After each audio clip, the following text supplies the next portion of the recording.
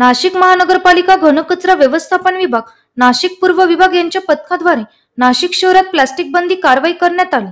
त्याचाच एक भाग म्हणून मनपा अशोक करंजकर, अतिरिक्त आयुक्त झगडे यांच्या आदेशाने घनकचरा व्यवस्थापन विभाग डॉक्टर आवेश पल्लोड यांनी दिलेल्या सूचनांप्रमाणे दिनांक 1 जुलै ते 31 जुलै 2024 पर्यंत प्लास्टिक बंदी कारवाई विभागीय अधिकारी राजाराम जाधव व विभागीय स्वच्छता निरीक्षक सुनील शिरसाट यांच्या नेतृत्वाखाली नाशिक पूर्व विभागातील दूध बाजार परिसरात चिकन व मटण विक्रेते तसेच दूध विक्रेते मोठ्या प्रमाणात प्लास्टिकचा वापर करताना आढळले।